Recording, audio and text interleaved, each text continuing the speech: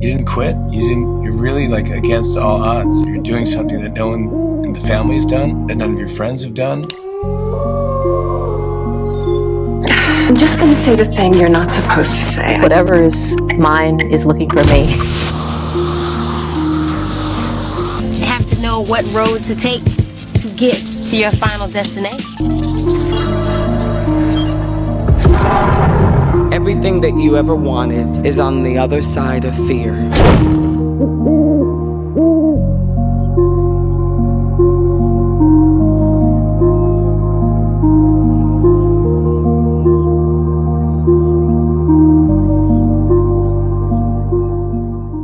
Welcome back to Between Two Worlds with Yoni. Here we dive into shadow stories, the mirrors of our hidden fears and beliefs. By facing them, we learn we can rewrite the story and choose a new ending for ourselves. We gonna be real about what you're talking about, not just as a Black woman, but as a Black woman who has stood on a mountaintop for our Black community, who the Black women audience has made me their spokesperson. I never made myself that.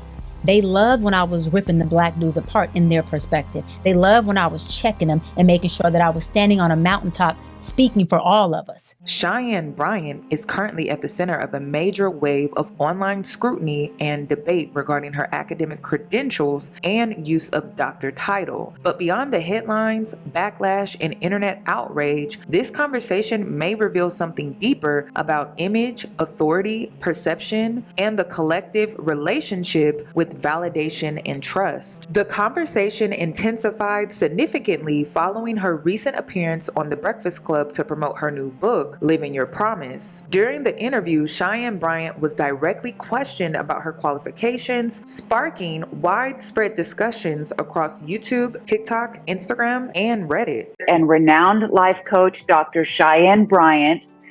And Dr. Bryant is also known as Coach B on Teen Moms. Welcome to the show.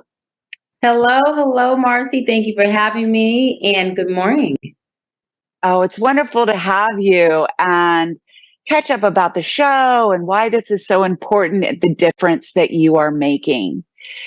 So the first thing I want to talk to you about is, the reason you're a part of Teen Moms. I found that you yourself were raised by teenage parents. Is that why this is so important for you? Marcy, I love that you said that because that is a big part of why, the empathy and the compassion and the love that I have for these teen moms and the teen dads that are on the show is because it's not just something that, I went to school for. And I've been doing this I've been in the field of therapy and coaching for 16 years. It's something that hits home and it's something I can relate to. Most know Cheyenne Bryant from Teen Mom. She has done extensive work within the entertainment industry, but at the core of the controversy currently surfacing online is credential verification. Critics and mental health professionals online have raised questions and concerns regarding the legitimacy of her doctoral degree, noting a lack of publicly available dissertation records or independent verification. Argosy is trying to work with other schools to see if students can transfer their credits to another college, but it's still unclear if that will actually be possible. Tonight, students I spoke with say they're upset and frustrated the school gave them such short notice. Cheyenne Bryant later addressed the backlash by explaining that she completed a doctorate program in counseling psychology at Argosy University before the institution became defunct. She stated that retrieving archived documentation became complicated following the university's closure, while also maintaining that she holds multiple degrees. Argosy University preparing to close down for good this Friday, planning to shut down its Tampa campus along with campuses across the country. They kind of should have gave us some type of warning ahead of time. The school notifying students via email Wednesday, writing in part, quote, Argosy University will be unable to continue operations after March 8th. It's very disappointing to know that we may not be graduating. In a statement released late Thursday, the school says in part, quote, if the campus is not acquired by another higher education institution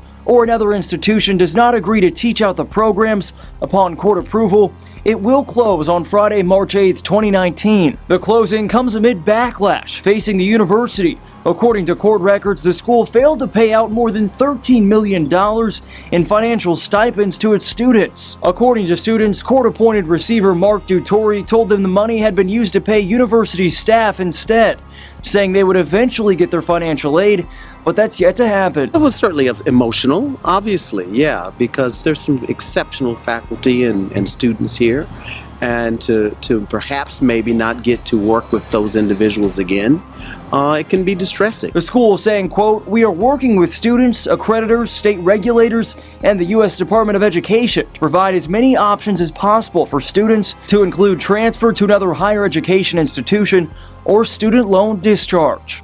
Now, Argosy University has about 450 students currently enrolled at the Tampa campus, but has more than 17,000 students enrolled at campuses across the country, including in Los Angeles, Chicago, Atlanta, Dallas, and Phoenix. As of right now, no other higher education institutions have expressed any interest in acquiring the school. That is awful, just awful for so many people. Thank you so much, Jordan. As someone that holds the degree from the university that Miss Bryant reports herself to have, I have several questions and several points of clarification that will be made. The first is that the degree that she is speaking to is a Doctor of Education in Counseling Psychology from Argosy University. Argosy University was an accredited university through SACS. SACS is the Southern Association for Colleges and Schools, and with that accreditation, they had the rights and privileges to confer the degrees that they offered, including at the doctoral level. With that accreditation as well, Parchment now holds all of the documentation from every student that attended that university. So she has access to her transcripts indefinitely. Also, you can request a second printing of your degree. Therefore, if she for some reason did not obtain the mailed degree that included one official copy of her transcripts, she could reach out to Parchment and obtain both as needed. Argosy mailed those within a month of your graduation date. Because when you obtain a doctorate, people like to verify your credentials and verify that you obtained that degree was conferred to you by an accredited university. So they provided you one. But again, even still, you can go to Parchment. Moreover, with that degree, the specific degree, you had to have completed a dissertation. I know because I did it for that degree. There are things that you should know off the top of your head, like what the title of your dissertation is. Mine is the Alabama K-CREP and non-K-CREP Counselor Education Graduate Students Readiness to Counsel Substance Use Disorder Clients. What is yours? A major debate across social media now revolves around the distinction between being a licensed therapist versus operating as a life coach. Critics argue that marketing mental health credentials without being actively bound by a licensing board can potentially be misleading to vulnerable audiences seeking professional guidance and emotional support. Social media has had a mixed reaction, with many users and licensed professionals emphasizing the need for greater public accountability, transparency, and stricter boundaries regarding therapy influencers who dispense advice online without active board supervision. On the other side of the internet, defenders argue that her years of motivational speaking, mentorship, and visible impact with high-profile clients should not be dismissed over administrative documentation disputes. Cheyenne Bryant herself has pushed back against the narrative, stating she does not feel obligated to prove her education to critics and attributes some of the backlash to envy. I've earned the title. I have multiple degrees, and I'm not going to prove anything to anybody. My obedience is to God, not to people. And so as long as I'm in His will and I'm serving and I'm doing His word, my sheep will know my voice. Even the sheep in wolf clothing. That is not my battle. Well, that's with the His. questions that are out there, why not provide the proof of your degree? Why not? Well, a couple of things, right? I have multiple degrees, and my thing is that my proof isn't something that I have to prove to individuals. My proof is already within my credentials, my degrees, and also more than just my titles, it's in how effective I've been. All of my sessions have been live, for the most part. My sessions with Nick Cannon, Cam Newton, Shannon Sharp, B. Simone, they have all been for the world to see, right? So no one knew who Dr. Bryant was prior to seeing all of my sessions that were live. And they deemed it, as well as I did before they did it, they can't validate me, I validated it myself, they deemed it as my work being effective. I am effective at what I do. I'm educated and I'm successful in my lane, and I'll land on this, I created my own lane. And so a lot of times, Marissa, when people see that you created something that maybe they couldn't, admiration turns into envy. And you got to be okay. And you got to be okay with that in that as an space. attack. But I think, and I've gotten this question from many viewers, and I owe it to them in service to Absolutely. them. Why not drop doctor from your name if you cannot bring forth the doctoral degree? So I've already covered this, right? And we're here obviously to talk about my new book. So I've earned the title. I have multiple degrees, and I'm not going to prove anything to anybody. And we're going to leave it just as that. Yeah. Dr. Cheyenne Bryant. Baby, Dr. Cheyenne Bryant. And that's where, and you're standing by that. Standing by it. Yeah, because I earned it. Absolutely. Within the controversy surrounding Cheyenne Bryant also lies the mirror of shadow work reflecting back collectively onto Black women. Beyond the scrutiny itself lies the shadow side of the reflection it may be holding up collectively. Time and time again, Black women continue to fall prey to predator gurus, queen makers, life coaches, so-called experts, and professors. I want to point out how much of this ultimately comes down to structural and emotional vulnerability that is actively weaponized by people seeking authority, money, and fame. How you have ever felt outside of today, this week, how you have ever felt when you have put in the work to get the academics, get the grades, get the degrees, have the lived experience, have the work professional experience, and then to have people try to discredit that or discredit you 100%. Just as a Black woman. What is that internal emotional process? We gonna be real about what you're talking about, not just as a Black woman, but as a Black woman who has stood on a mountaintop for our Black community, who the Black women audience has made me their spokesperson. I never made myself that.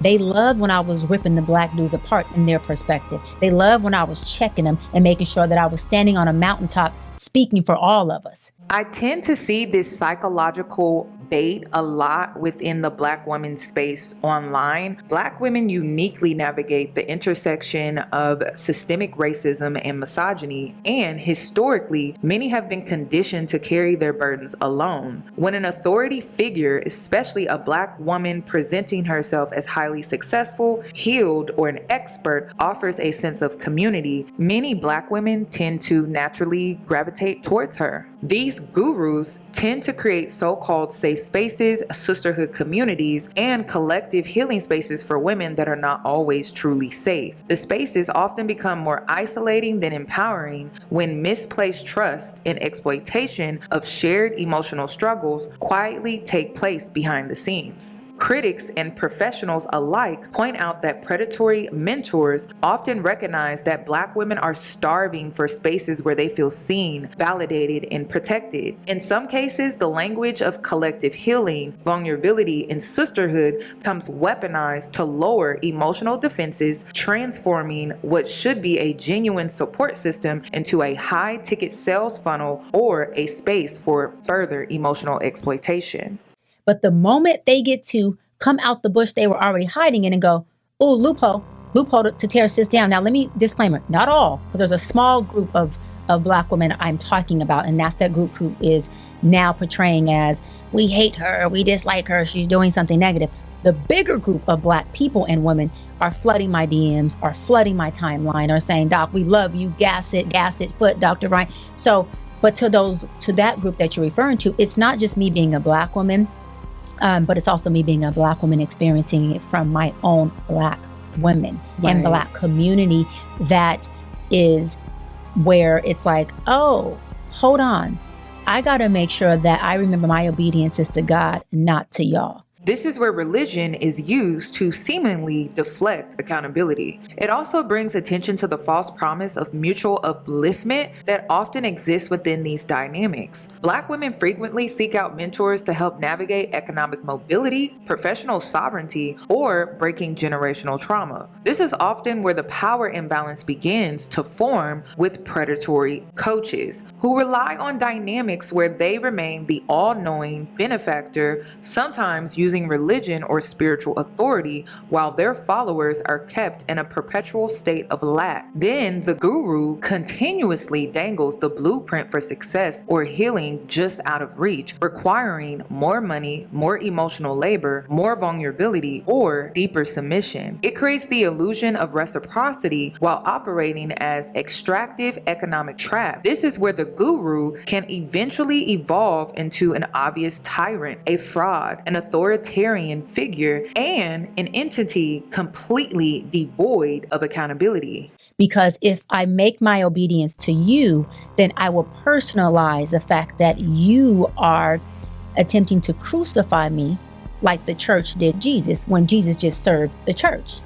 And I have to make sure that I remember that there are a bigger group of women and men, black and non-black, mostly black, I love my black folks, who support me, who love me, who I do this for, that I cannot allow that noise to even slightly insert and take away from what these folks over here deserve, which is my village, my doc squad, and so forth. Once again, this circles back to the psychological bait. Black women are so often forced to become their own protection due to the strong black woman trope that the appeal of a powerful, structured, authoritative figure claiming to have all of the answers can become incredibly seductive and charismatic. This is the core of the alleged scam. When predatory coaches or so-called experts openly brag about not being bound by ethic boards, licensing standards, or formal oversight, claiming they are beyond the system or do not need to prove anything to anyone, that should be viewed as a major red flag. Followers often mistake defiance for power, but without formal oversight, there is no real protection for the consumer, allowing the leader to move goalposts, rewrite reality, and escape consequences when harm is done. This also feeds into the illusion of the gated sanctuary, where the ultimate promise being sold is peace, arrival, luxury, and foundational security. And even the folks, again, these wolves over here in their sheep clothing, because they was in the bushes waiting. Don't nobody come out like this unless you was in the bushes waiting, right? It seems like but it. That's okay, it seems like it. If any noise brings them to my page, my website, to anything that makes them curious, that allows them to grab something that helps them, then guess what? I did my job. My job is not to appease, is not to create any narrative that would help their narrative negate. No, I want them to create all the narratives they want. I want them to double down, do it some more, and keep it going. Because I have never experienced this much free marketing in my life. Predatory coaches also tend to use the usual healed or high vibrational aesthetic like peace, luxury lifestyles, celebrity clients, and elite connections as proof that their method works. The so-called expert carefully curates the illusion of a stable, elevated home, brand, or community in order to maintain access to that idolized social status. In many cases, followers begin tolerating boundary violations, overlooking glaring credential discrepancies, and aggressively defending the leader against outside criticism. The desire to belong to what feels like an elite protected circle can blind the community to the reality that the entire foundation may be built on smoke and mirrors. You're never going to believe what I just found out about Dr. Cheyenne Bryant. I actually found proof